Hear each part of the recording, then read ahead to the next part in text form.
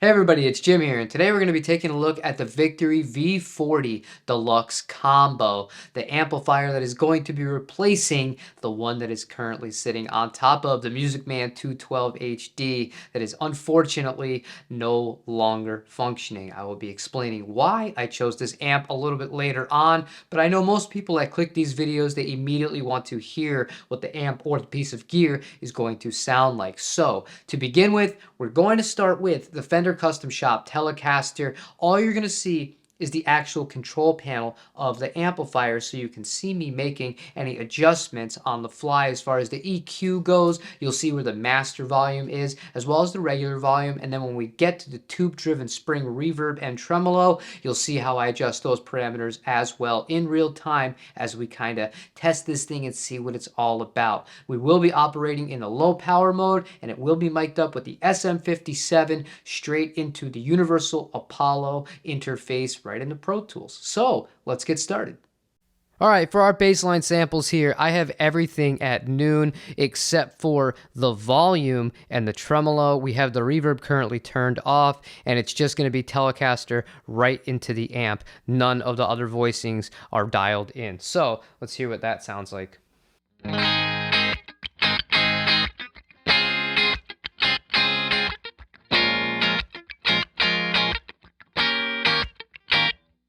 Not bad, that's on the bridge pickup, so let's go to the middle.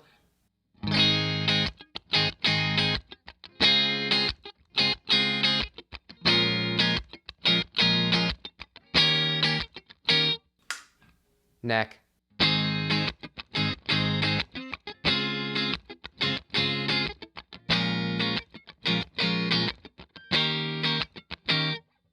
All right, so to begin with here, really classic tones. One thing that I have noticed with this amplifier though, right now we are in the low power mode, which is I believe 7 watts.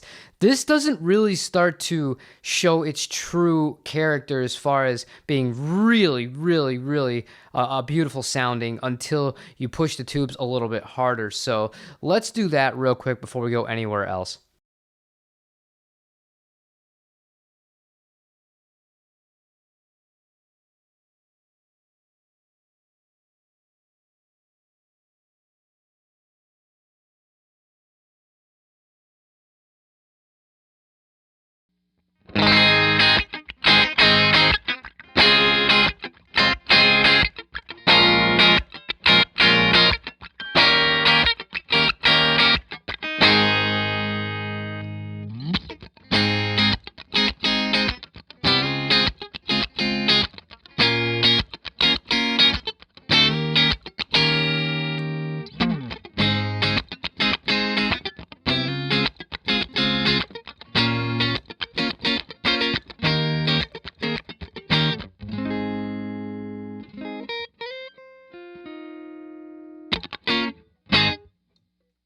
All right. Naturally, this is kind of a little bit of a darker sounding amp, but I like that, especially because when things are at neutral and a Telecaster can still cut through with the bridge pickup, but also not be overbearing, that's a great place to start for a 6L6 amp, which this is. So right now, what we're going to do is we're going to try and mess with some of the other parameters as far as the EQ goes and see what kind of results we get. We're going to be leaving the volume and the master volume where they are for right now. We're going to start on the neck pickup because if I go right to the bridge with the treble right there, it's going to be shrill. So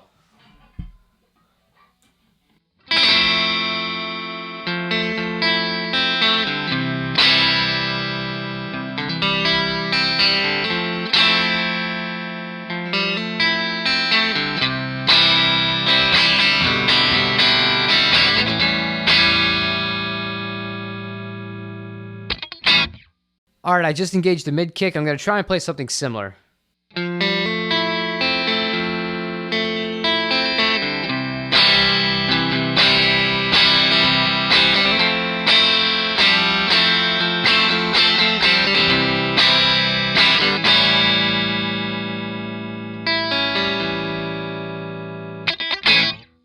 Now, bridge pickup.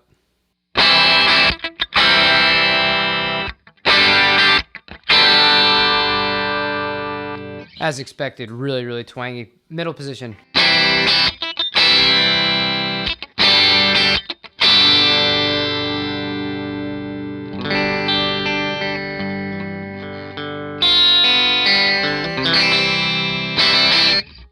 All right, so the next section of the EQ that I would really like to check out here are the mids. Right now, everything else is going to be at neutral, save for the actual volume itself, not the master volume, just the volume. We're going to be on the middle position of the Telecaster, starting at 3 p.m., dialing it back down to 12, and then dialing all the way back down to about 9. So let's hear how they differentiate as far as tones.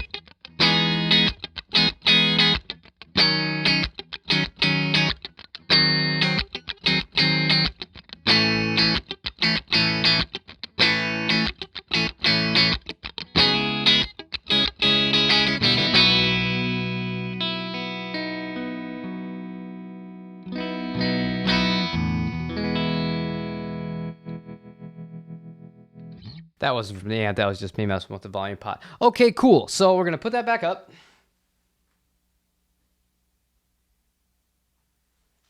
All right, so now we're going to do the same thing with that bass. Try and get the bridge pickup a little bit more girth.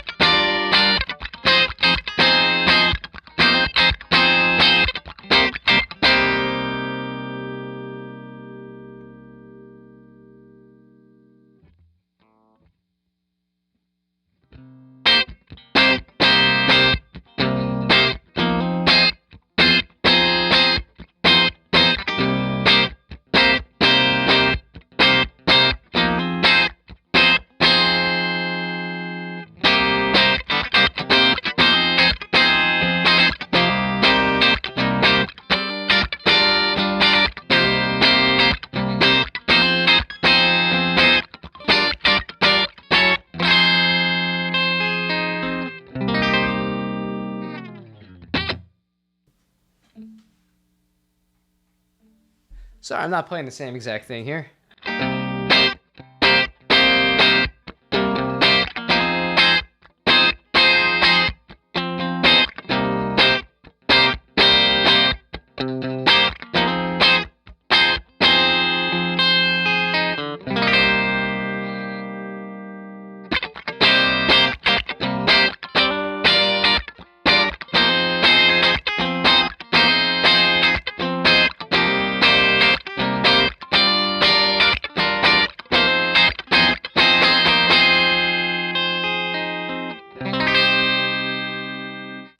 I've now kicked in the second voice of this amplifier, said to be a little bit more aggressive.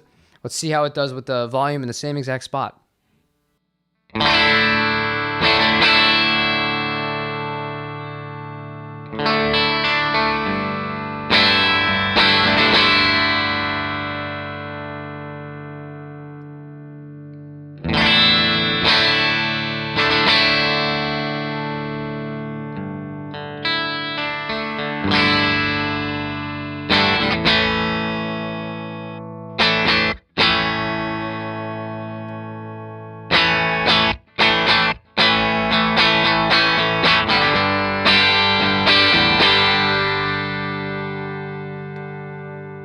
And in the mid kick, see if we can get a little bit more gain.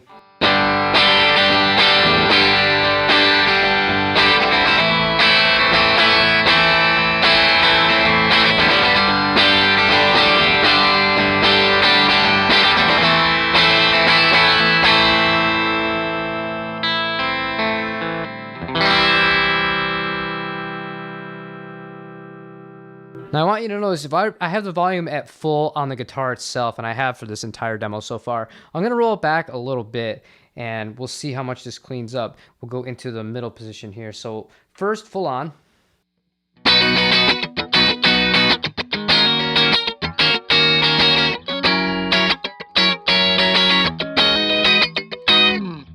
Now we'll roll it off a little bit.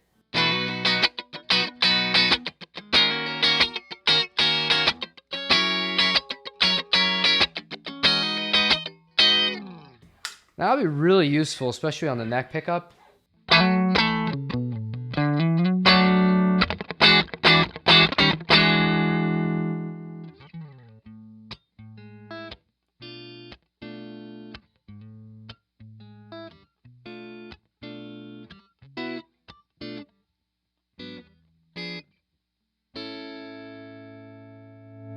A little bit of a jazz box.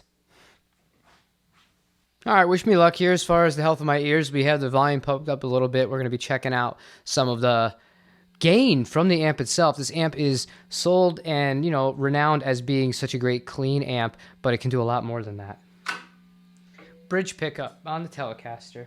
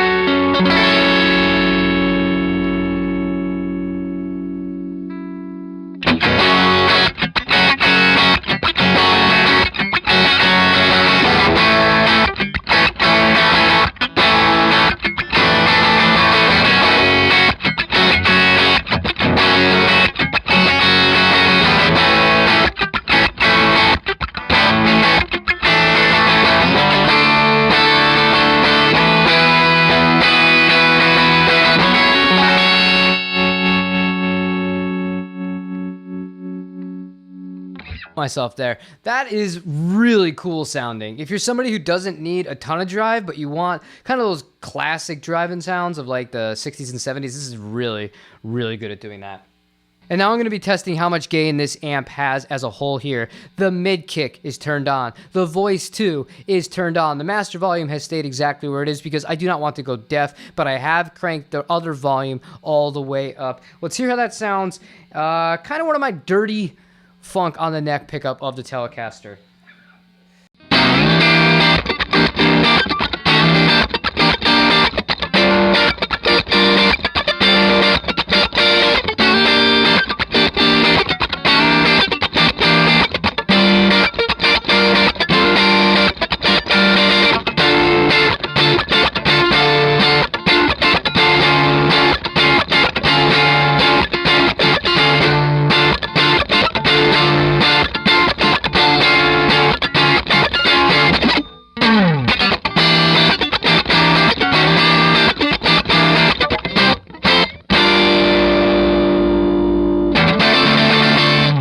Sorry, I got a little bit carried away there because that sounded really, really, really cool. All right. I wish the camera was on me. I'm smiling ear to ear right now. So let's try out the bridge pickup, something a little more traditional-ish, I guess.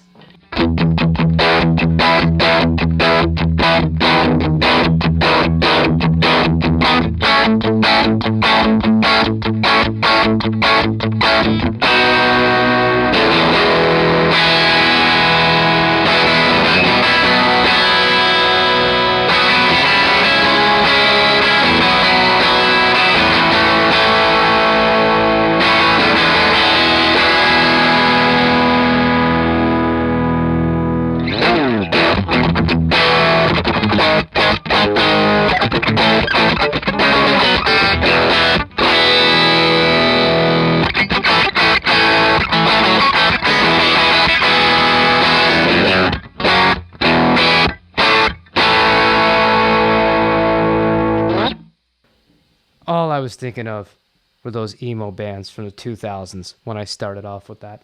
God. So now I put it back to the voicing 1 here, which is a little bit more of the California style, if you will, without using any kind of branding here. We're going to be trying some of that gain out.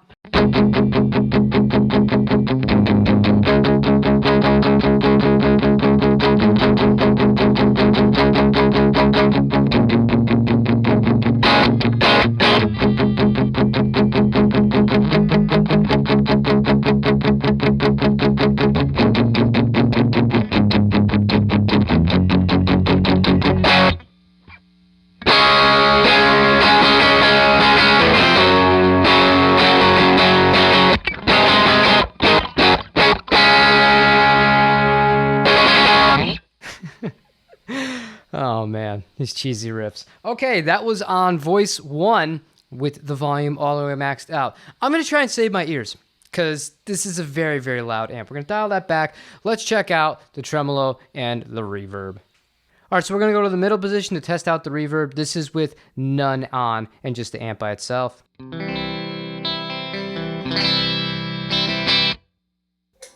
Engaged.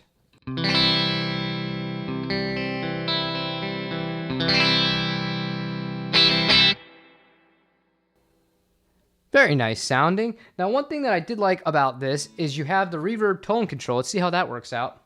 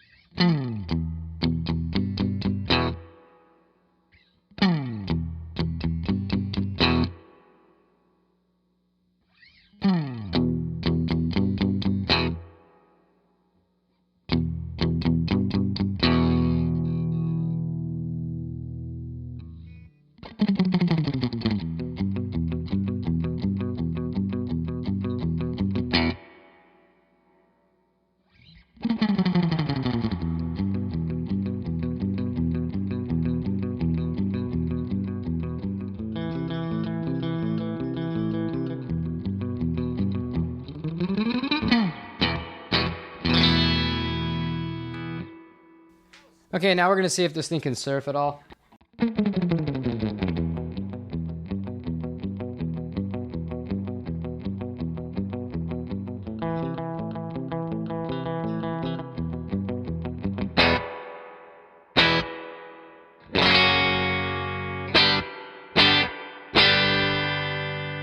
I'm hitting that to test how much resonance I'm going to get out of this.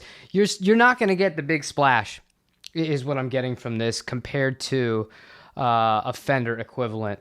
Not with this tank, not with this circuit. It's definitely usable, but you're just not going to get that huge kind of reverb.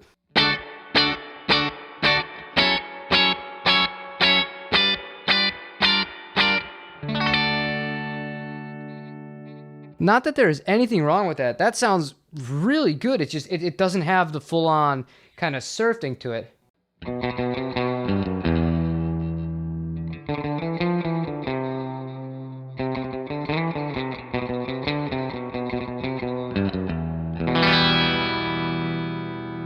See, that's a little bit closer, but even still.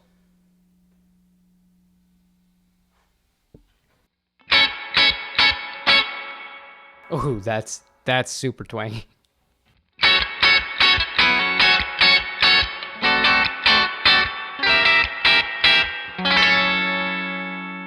That's bridge pickup with the treble up. Let's try it with the mid.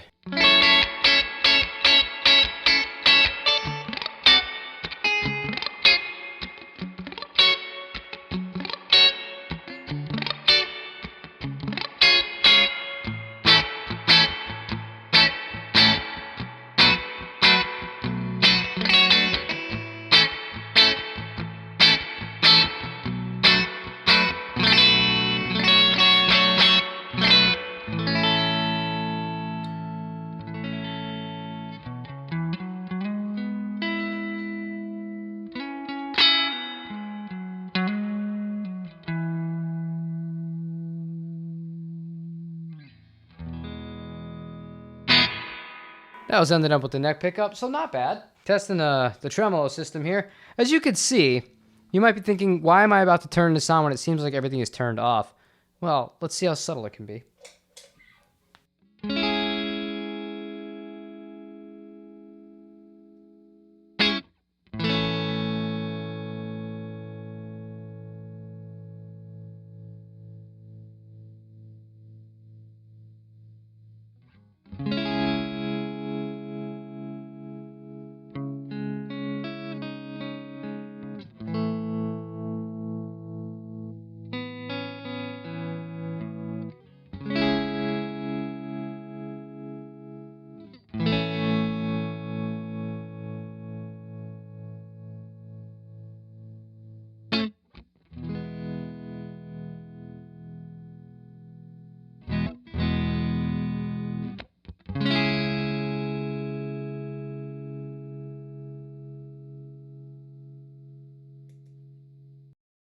Reverb back on. Let's see how a little bit of that ambience helps out with that.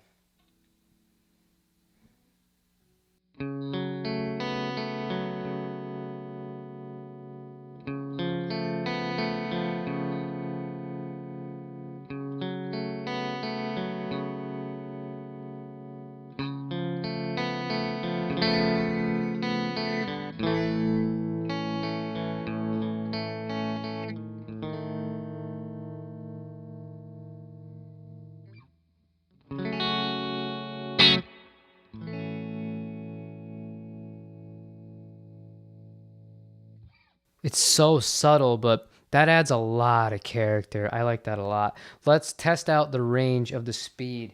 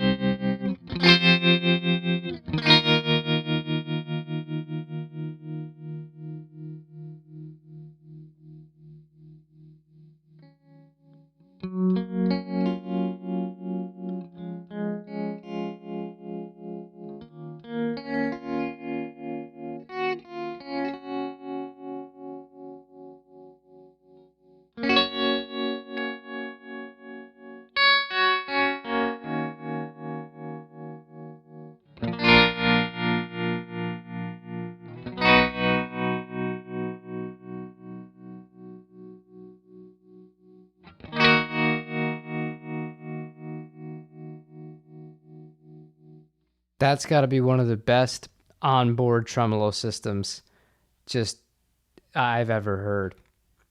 That's better than the music, man. The reverb, I don't think so. But that tremolo, it's got a real warmth to it. It's very usable. I'm telling you, if you think tremolo is not an effect you might use, have the actual depth of it down a little bit, and just include with a little bit of reverb or delay, whatever you want. Delay can get a little squirrely here, but you can get some just beautiful textures out of it.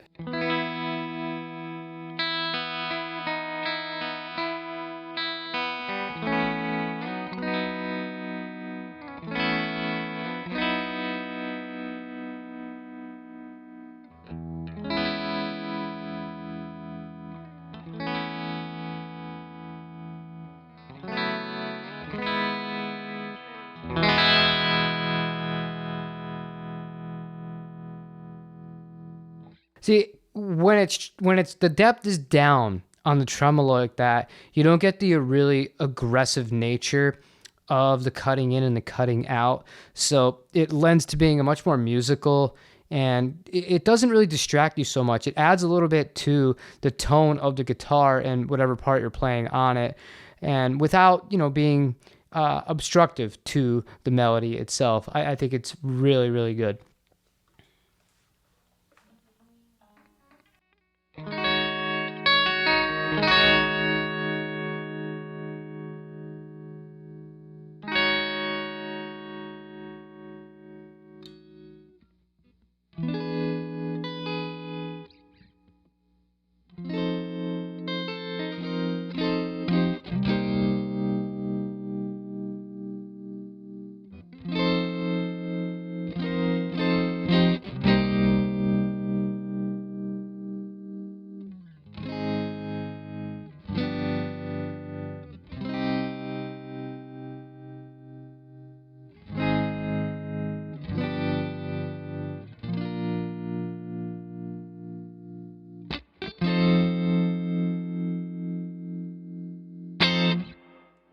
That was on the neck pickup with the reverb, pretty much neutral. I think my favorite set and forget here for the tremolo, if I was going to do that, because obviously with an amp like this, you don't get presets or things of that nature. You can kind of alter things with the volume of your actual guitar itself. But if you're just plugging straight into the amp, I think what I would do is I would have the tremolo set to a very low depth, maybe around 9 or less as far as clock motion on the amplifier itself, and let the actual this thing breathe. I wouldn't have to speed up too much on it, and it would just work so well for a lot of songs. You wouldn't have to worry about the tempo not precisely matching with the pulsating. That's something that you will find. The greater depth that you use, you're going to have to match that more. But using it as like a really subtle effect, almost like a pseudo kind of univibe thing going on, I think it's fantastic. It's a lovely, lovely sounding circuit. Now, the purpose of that previous segment wasn't necessarily to show off individual riffs or anything like that. It was more to get a feel for the amplifier in a way that maybe you would, or I would, if I was sitting with it in a guitar store. But that being said, if this guitar did not sound great through this amp, it would have already been back in the box and on its way to where it initially came from. But thankfully, that was not the case. This is a great amp, man. I really like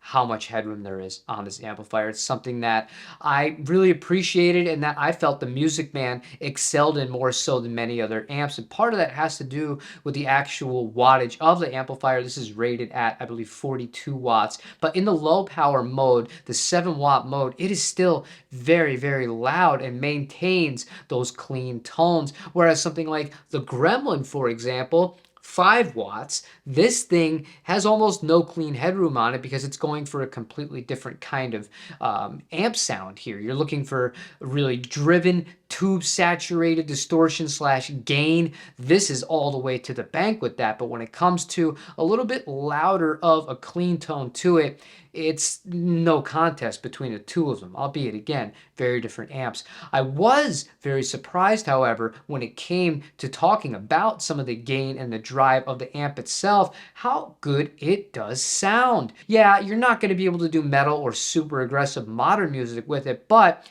it really does a lot more than just the clean tones that I expected it to out of the box. So why did I pick this amplifier instead of perhaps maybe the Tone King Imperial, which is an amp that I said I really also enjoyed when I got to try one of those out, or even one of the other Victory amps like the Head, the Danish Pete, the DP20, which is based on the Duchess, or just the V40 Duchess, something like that. To me, it was a very simple decision. Once I had, kind of started to really look into Victory, when you price these things out, if you get one of those metal cased V40 heads, I think those are $1,500 new, right? Then you have to have a cabinet for it. Sure, I could have used a makeshift cabinet out of the Music Man. The speakers still work on it, so I believe. But if I wanted to have a matching Victory cabinet with the Creamback, which is an amazing choice for this, and it's the one that comes stock in this combo, I would have had to have shelled out at least another $700. That brings me to, you guessed it, the same exact price. Do you get more versatility by having a separate speaker cabinet and an amp? Yes, you absolutely do, because the head gives you the versatility of being able to switch in and out from different kind of heads if that's your kind of thing. And also the portability is a lot easier because there's less weight on an individual item. A head is going to weigh a lot less than a combo, and you can do them independently and save your back a little bit of effort. But for me here, you had to deal with the digital reverb, and I don't think you got a tremolo at all on the V40 Duchess. So those were non-negotiable. Every amp that I was considering had to have tube-driven spring reverb, tube-driven tremolo. So that kind of made my decision for me when it came to the Victory.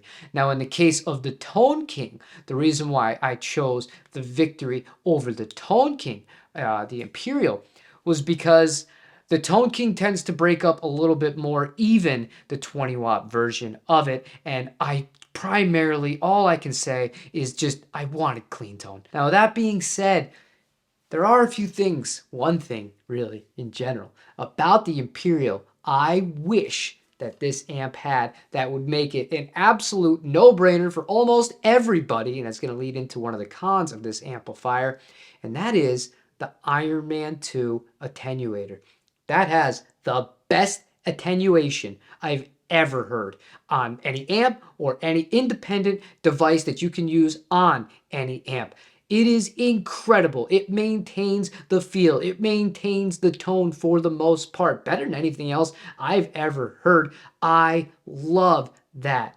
You do have the option of power scaling down this one. As we mentioned, this goes down to 7 watts, but even at the 7 watts, it's still really loud. If you live in an apartment or a flat, or you don't want to make a ton of noise for whatever reason, maybe you have small children in the house, or you're just somebody that's conscious of that, to get the most out of this amp, it's got to be loud, even on the 7 watts. It's going to be a deal breaker for you. I'm telling you right now, you're not going to get the full experience of this amp that it really justifies the price for unless it's played at a certain volume. And that comes with everything that comes with excess noise and dB levels, so to speak. So your neighbors may hate you if you buy an amp like this and you live in a close proximity to them. But I feel if this had the Iron Man 2, you could use this on the 42 watts. You throw it down 36 dB. Those distorted sounds, the gain sounds, oh my God, it'd be to die for. Make it much more manageable. But outside of that, I have no problem with it. Guys, I've played drums for the majority of my life, longer than I played guitar, so my ears are used to a beating, but I noticed it straight away, the volume difference when it came to a tone that I really liked. As I said, you really need to get these tubes working in order to get them to get you where you want tonally, or what is the point? Nobody buys a 100 watt, a 40 watt, a 50 watt amplifier to have the master volume on 1 and then the other volume just around 2 or 3. That's just not going to sound as great. You might as well use a different amp at that point because it's not being used to the utmost of its ability. The other con is, I mean, it's expensive, but in my book, well worth it because you get what you pay for. Everything about this amp screams high end. And it's not that kind of faux high end where some companies try and pull that off.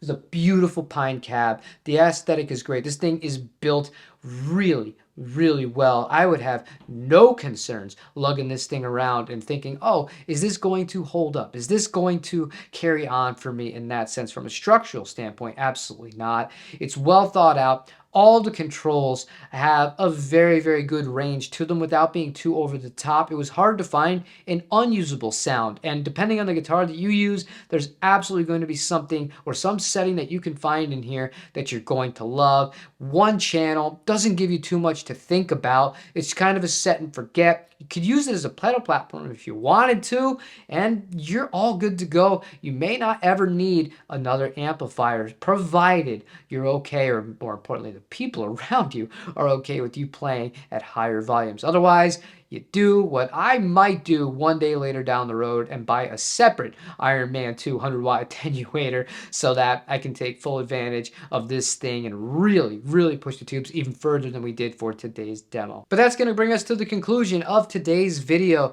You will be hearing and seeing more of this amp as we go on forward, as it's going to be the baseline for all of our clean sounds for anything that we want to demo or anything that we want to just play or write or potentially go into some funk lessons and all that stuff. Yeah, I know. Some people have been requesting those for a while. Things have settled down. We're going to dive into that sooner than later. I promise. But if you found this video useful, feel free to leave a like, comment, and subscribe. You will be seeing the demo of the Albatross next week, either Friday or Saturday, depending on how much free time I have to really do this one right, because there's a lot of information I have on this specific guitar that I don't normally get for other guitars because it was a one-off for a guitar show. So, should be a fun little history lesson on top of that. But thank you for watching, and I hope you have a wonderful rest of your day. Take it easy.